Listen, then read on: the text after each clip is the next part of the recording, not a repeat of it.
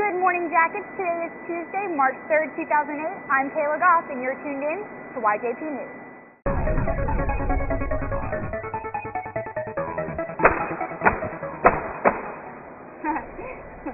Well, I bet you're wondering where I am, jumping around on the weird platform thing. Well, I'm here in Tampa at the Museum of Science and Industry, better known as MOSI. MOSI is a nonprofit institution that's dedicated to help raising awareness, knowledge, and understanding of science, industry, and technology. MOSI prides itself on making science real for people of all ages. MOSI is the largest science center in the Southeast with over 450 interactive activities. There are so many exhibits to see here, but the two we're going to focus on are the Amazing You and the new Body World exhibit. To start things off, here's senior reporter Chris Thornburg. Good morning, Jackets, and welcome to the Amazing You. Here on the third floor, MOSI brings you an experience like no other. They take you all the way from conception of an embryo all the way up to the adolescence of a teen. And they show you all the stops in between. In addition, they also show you what would happen if you were under the influence of some substances. Come on, let's go take a drive. Alright guys, now while I know I look pretty flattering in these glasses, they actually serve a pretty good purpose. These glasses show you the effects of intoxication on your eyesight. For instance, right now, I don't think I'm looking at the camera. And when I walk, it probably looks like I'm walking really weirdly. Well, such are the effects of these glasses. Alright guys, here's something that's really interesting. It's actually a camera that zooms in on your eye. Now it's really interesting because it gives you an in-depth look at what you really can't see from close up. From calculating your body mass index to showing just how crazy you really do look when you're intoxicated, the Amazing You has it all. Everything from the embryonic to adolescent stage. For YJP News, I'm Chris Thornburg. Thanks a lot, Chris. I'm here in Disasterville to bring you some community news. The first bit actually takes place here at MOSI. The Autism Speaks Corporation will be hosting the third annual Tampa Bay Walk Now for Autism on Saturday, March 28th, 2009 here at MOSI to raise funds for autism research, advocacy, awareness, and family services. For more information or to sign up, either go to www.autismspeaks.org/Tampa or contact Tina Spar at tinaautismspeaks@hotmail.com. Attention sophomores and juniors, the NACAC College Fair will be held at the Tampa Convention Center Sunday, March 8th from 12 to 3 p.m. If you or your parents are interested in finding out more about the college process, be sure to check it out. Juniors and seniors, prom tickets are currently on sale during first lunch in Mrs. Clay's room. This year's prom will take place at the Bellevue Biltmore Resort and Spa in Clearwater, Florida from 8 to 12 p.m. Well, that's all I have for community news. For sports news, I have a live satellite feed from Ben Walworth and Corey Lee in the BHS gym. I'll be right back. Well, I have my live satellite feed coming in from Ben and Corey in the BHS gym.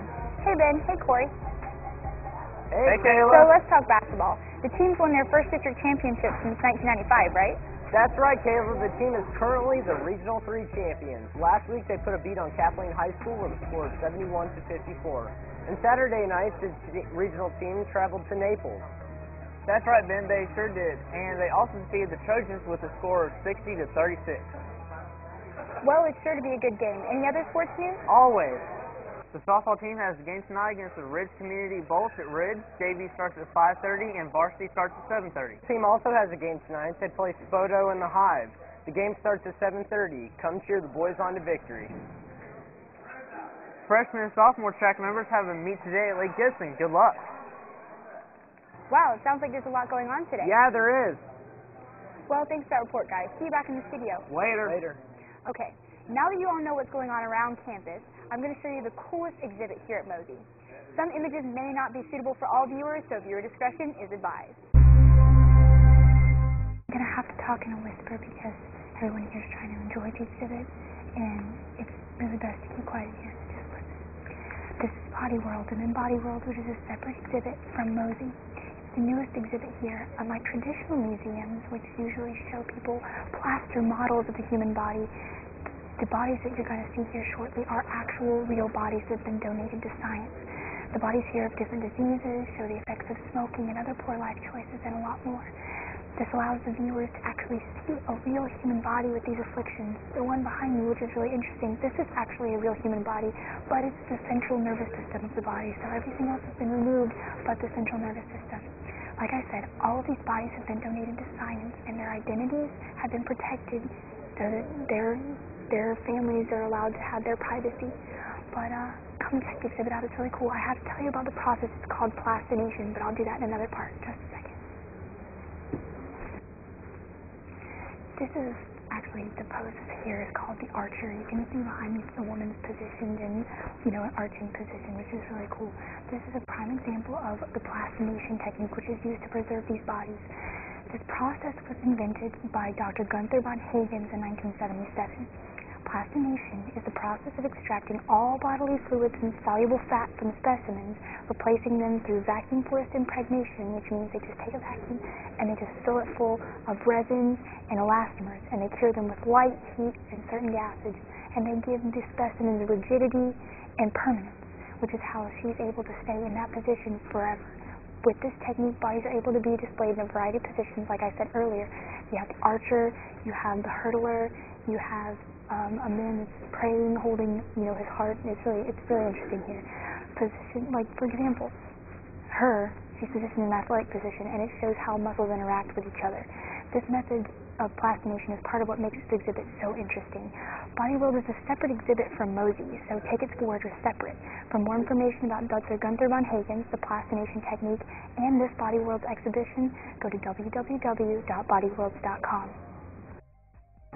As you can see, plastinates here at Body World aren't just of human bodies, they're also of very large camel, creepy animal bodies too. They had a chicken earlier, and they had a goat, I think, or lamb, and they have my neat little camel friend here. He's been trisected at the head, and then everywhere else has been left alone. And his little baby is over there, and I have to admit, it's just a little bit creepy, and I'm gonna leave so that I don't get freaked out. Well, that's all the news we have here from Mosey here in Tampa Jackets. I'm Kayla Goff, and before we go, I'd like to thank Kyle Olmstead and CJ Witt for coming along and playing around with us today. You saw them in a couple of shots, I'm sure. But on behalf of Chris Thornburg, Ben Walworth, and Corey Lee, I'm Kayla Goff, and I'll see you back in the studio.